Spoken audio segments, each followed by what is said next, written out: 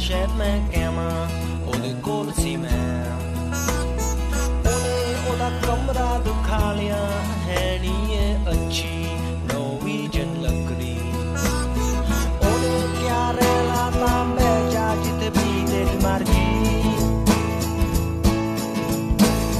ਮੈਂ ਆਲੇ ਦੁਆਲੇ ਦੇਖਿਆ ਕੋਈ ਉੱਥੇ ਕੁਰਸੀ ਨਹੀਂ ਸੀ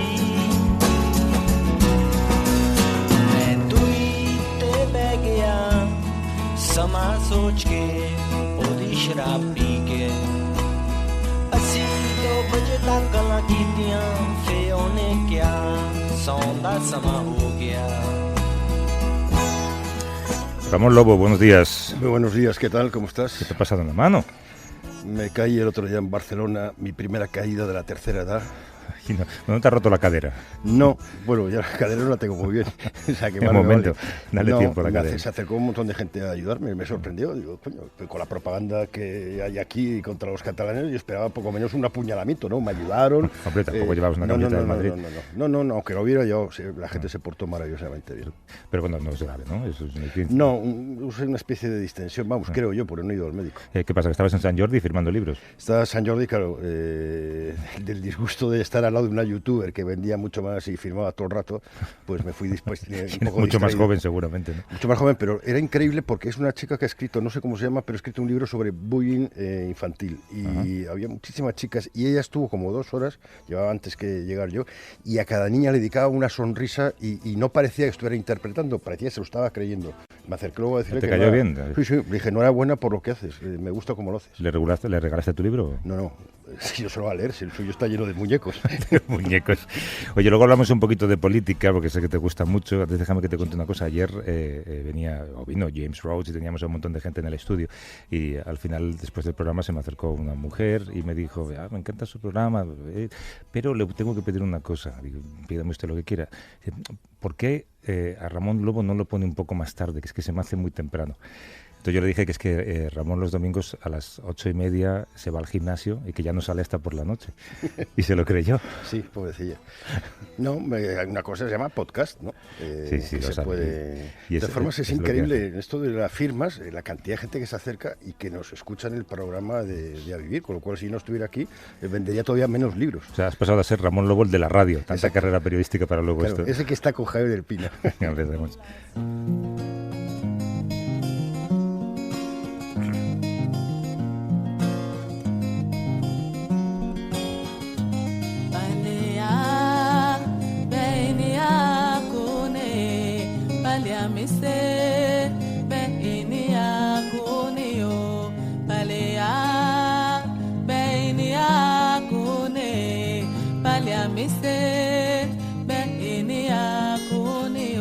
Se llama Dobet Naore. Sí, es una cantante de Mali maravillosa que la he sacado copiando del blog que tiene Chema Caballero sobre músicas africanas. Ahí me inspiro siempre para elegir buena música. El viernes publicaste en El País un artículo sobre el atentado en Sri Lanka, una masacre que pone de manifiesto que la Guerra Santa no ha desaparecido tal y como anunció Donald Trump hace unas semanas. Al contrario, quizá está mutando en otra cosa distinta, ¿no? Sí, el ISIS lo que va a pasar es a ser Al-Qaeda, lo que ha sido Al-Qaeda antes. Un grupo que no tiene territorio, que comete atentados, muchos de ellos por simpatía, como hemos visto ahora en Estados Unidos, California. Es gente que oye o lee en las redes sociales o ve en la televisión y se dedica a actuar. Ahora el ISIS no tiene territorio, pero tiene un montón de células durmientes. El califato ha perdido el territorio, pero esa idea de la yihad persiste en muchos lugares. Es curioso esto que dices, ¿no? La comparación con Al-Qaeda, un grupo que no tiene país. Claro, ellos no tienen país y el ISIS, al tener un territorio, eso permitió un efecto llamada a miles de combatientes que fueron a defender ese territorio, que en el Islam clásico la yihad significa esfuerzo personal, de mejorar, pero el lenguaje político había 2 tipos de yihad, la defensiva, que si te atacan todo musulmán está afectado, y la ofensiva, que solo afecta a la gente del príncipe que decreta esa yihad. En este caso, al tener un territorio, al-Baghdadi pudo decretar una yihad defensiva. Nos están atacando un territorio del Islam. Eso ha desaparecido, ahora están como Al-Qaeda. Claro. Nos acompaña, como dices, un buen amigo del programa que acaba de regresar de un continente azotado por esa lacra que es África. Allí el grupo terrorista Boko Haram opera en países como Nigeria, en Camerún, en Chad, en Níger, en Mali. Chema Caballero, exmisionero y cooperante. ¿Cómo estás, Chema? Buenos días. Hola, buenos días. Gracias por acercarte también tan temprano a la radio. Por lo menos hoy no hay maratón. ¿Has podido...? No. Además, Madrid vale la pena pasear por la mañana porque hay poca gente por la calle y da gusto. ¿Hay mucha más gente de madrugada que hasta ahora? Sí. Bueno, lo que pasa es que Madrid está sucia.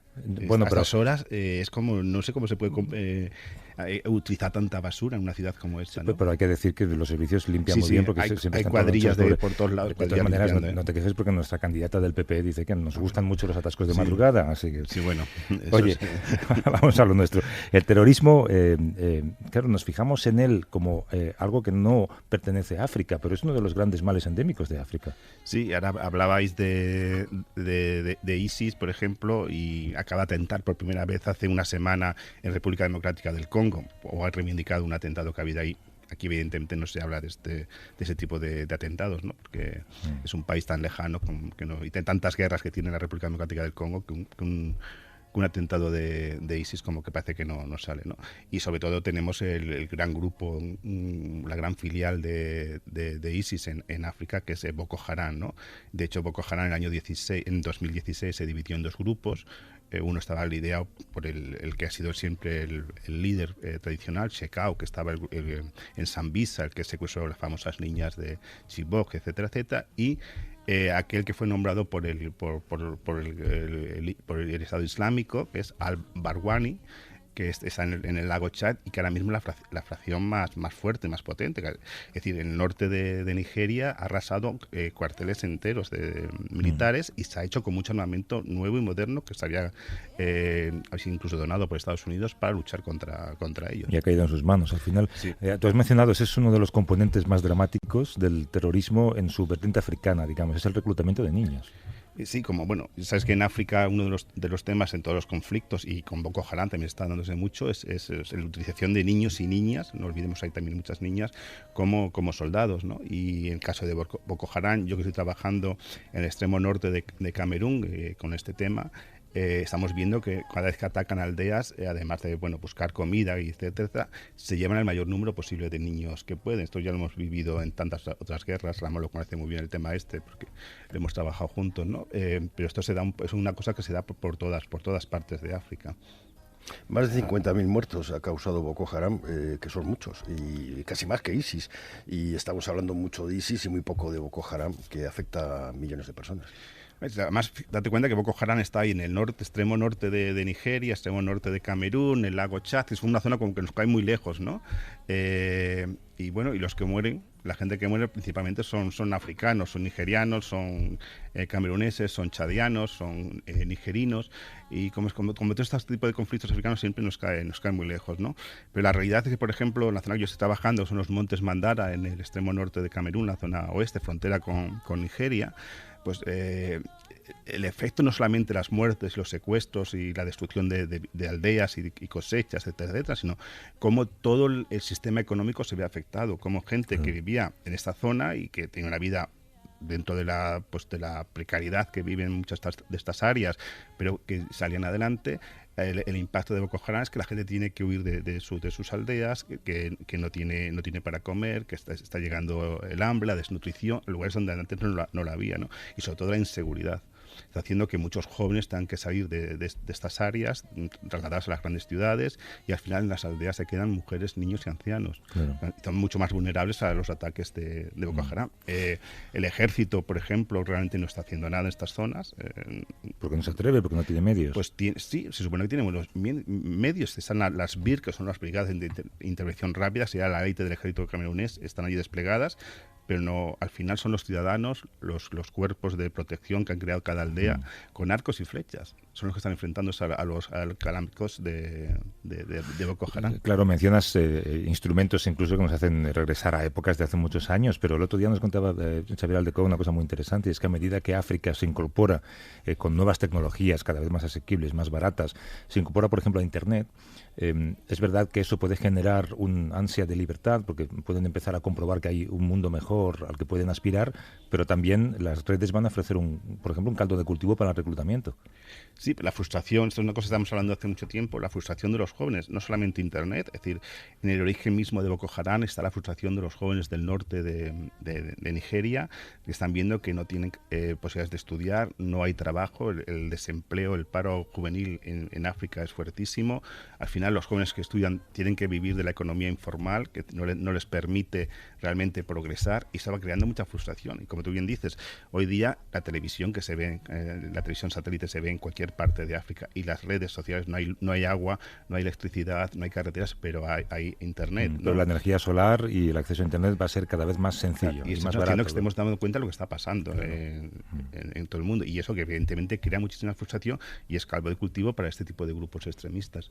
Otro gran problema que tiene África es el cambio climático. Si nosotros lo estamos notando, África mucho más, y hay también buenas noticias como el acceso de mujeres en Etiopía y en otros sitios, pero el cambio climático, hemos visto en Mozambique que ha tenido en pocas semanas 2 superciclones, es algo que está ahí también, que está afectando y expulsa a la gente de sus tierras tradicionales. Y sobre todo en el Sahel, que es la franja esta que está, digamos, entre la parte tropical y el desierto, llevan 2 años de sequía fuertísima, y eso está originando que mucha población se tenga que desplazar y tenga que salir de sus territorios, de sus aldeas, ¿no? En busca, pues, de pastos para sus ganados, o incluso para poder comer ellos mismos, ¿no? De hecho, se dice que ahora mismo uno de los grandes impulsores de los desplazamientos humanos en África es el cambio climático. África es verdad que es el continente que menos emisiones o menos gases contaminantes emite, porque es el menos industrializado, pero es el que más está sufriendo las consecuencias del cambio climático. Lo decía Ramón de Mozambique, inundaciones que ha habido en Sudáfrica y han muerto también unas 50 60 personas estos días. Ciudad del Cabo el año pasado se quedó sin agua, una ciudad enorme, y se quedó sin agua y tuvo una sequía enorme. Y esto es porque África no está preparada. Aquí todavía hay mecanismos de respuesta y de prevención. En África, pues la pobreza, la falta de organización del Estado, de la administración, pues hace que no haya esos medios para responder, lo cual siempre, cualquier fenómeno atmosférico es mucho más fuerte y tiene peores consecuencias que podría tener aquí. Hemos comentado en este programa en muchas ocasiones cómo cualquier cambio que se quiere generar en ese continente tiene que pasar siempre por la mujer, porque la mujer es quien aporta responsabilidad en el cambio y responsabilidad en el futuro. ¿Hasta qué punto el futuro de África está en manos de las mujeres? Yo digo mujeres y jóvenes. La mujer, es verdad, en la sociedad tradicional, la mujer es el motor, es la que mueve, es la que tiene iniciativa.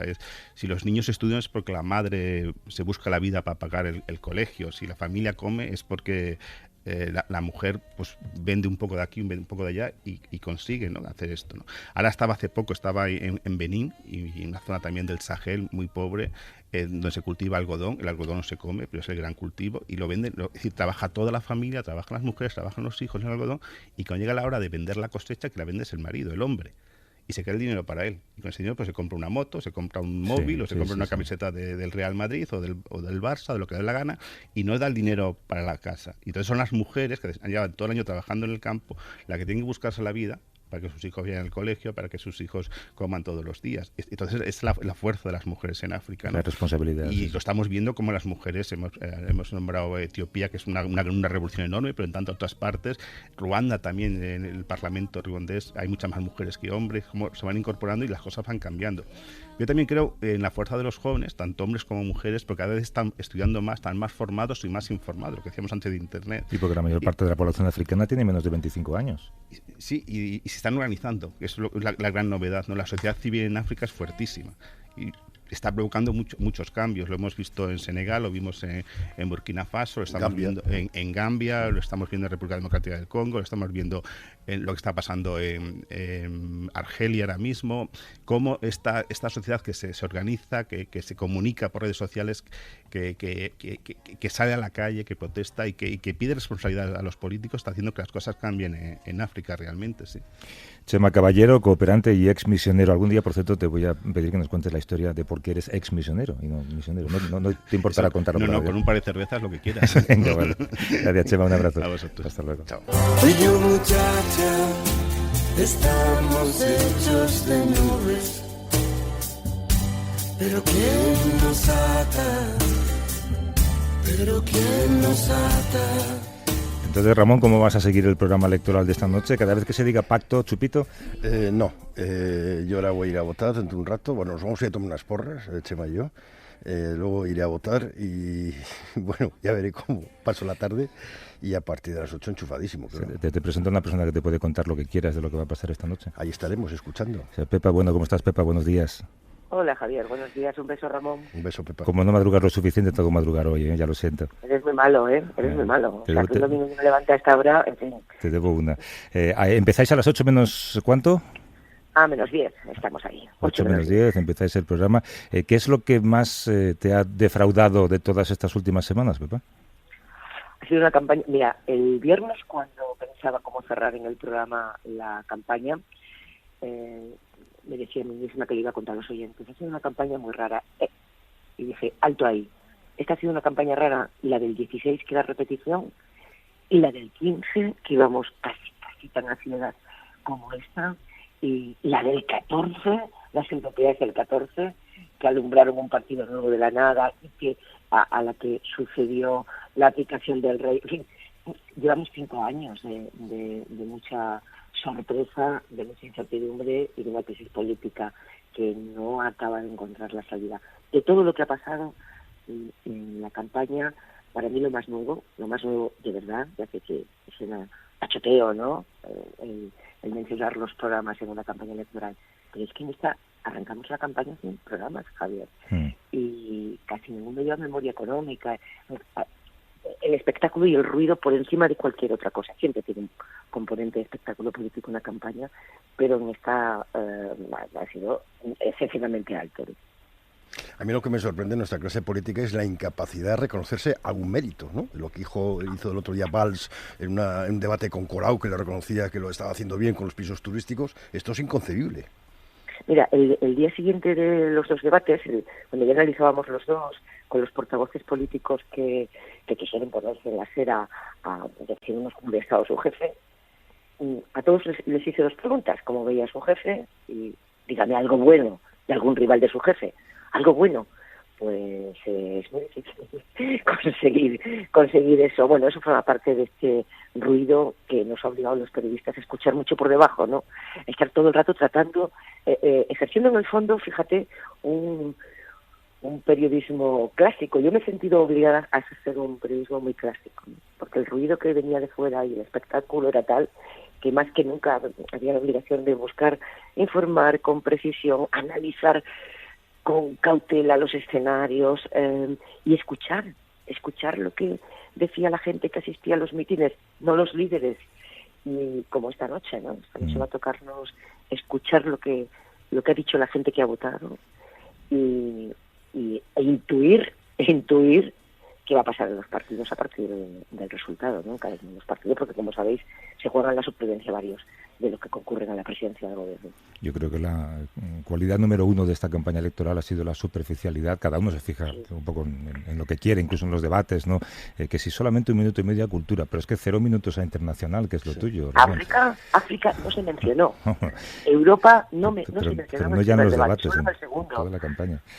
Oye, nosotros, y tú supongo que más todavía, ya estamos recibiendo, digamos, estadísticas y encuestas que no podemos contar, lógicamente, pero Sí, claro, pertenecemos a esos grupos de WhatsApp de los que quizá deberíamos borrarnos algún día, digamos, de política interna periodística, ¿no? Todo el mundo piensa que esta noche en lo que hay que fijarse es en cuánto saca Vox. ¿Tú crees que nos deberíamos fijar en otra cosa? Que el elemento clave puede ser, por ejemplo, cuánto saca Podemos. Sí, mira, varias cosas. Una, la antigualla de la ley electoral. Pues yo creo que volveremos a hablar de la antigualla de la ley electoral, Javier, en la próxima mañana de domingo que me despiertes. Porque llevo toda mi vida escuchando esto de que la ley electoral es una antigualla. Llevo toda la vida, mi vida profesional, diciendo que es un disparate que yo reciba los sondeos profesionales que los demoscópicos están haciendo hasta ayer mismo y que no se le puede contar a los oyentes de la SED en este momento. Es un disparate tan enorme. O la propia jornada de reflexión es un disparate. La duración de la campaña, 15 días, ¿por qué? Si están pidiendo el voto desde hace un año. En fin, bueno, pues no tengo claro, porque como siempre beneficia a alguien, no tengo claro que se vaya a conseguir reformar. Y luego esta noche, pues es que claro, efectivamente, esta noche, más que es una incógnita, efectivamente, cuánto Vox haya habido por debajo del radar de los sondeos. esta es una incógnita, pero ¿cuánto se moviliza la izquierda y con qué reparto interno de cara a que haya gobiernos o no de coalición? Hipotéticamente si suman, o sea, que haga Podemos, pues claro que sí, ¿no? ¿Cuánto crezca el PSOE? Claro que también es otro de las incógnitas a resolver. O cómo se resuelve el podio de la derecha. Claro. O si hay sorpresas, ¿no? Esta noche, si hay anuncios, si alguien anuncia algo, ya veremos a ver si pasa. Eso, y hay que escuchar con atención, porque aunque no anuncien, tratar de escuchar qué se dice debajo de las palabras. 8 menos 10, empieza ese programa, Pepa Bueno y Mar Bretos. Pepa, te diría que sigas durmiendo, no sé si lo vas a conseguir, pero en fin. Bueno, ahora me voy a votar, y luego igual me echo una siestecita. Ramón. Ten cuidado porque ayer nos contaron que si cuando llegas al colegio eres el primero y falta alguno en la mesa, te pillan a ti. Hay que tener cuidado. No, entonces me esperaré un poco. Ya que me has despertado, me esperaré un poco. Ramón, vete al médico. ¿Qué es eso de creo que tengo una distensión? Por favor. Sí, no lo sé. De todas formas, no voy a matar ese yo como este. Voy a hacer un pronóstico esta noche. Lo que cree que tiene son 65 años. Todos van a ganar. Hasta luego, Pepa, un beso. Un beso a los dos. Chao. Adiós, Ramón. Chao.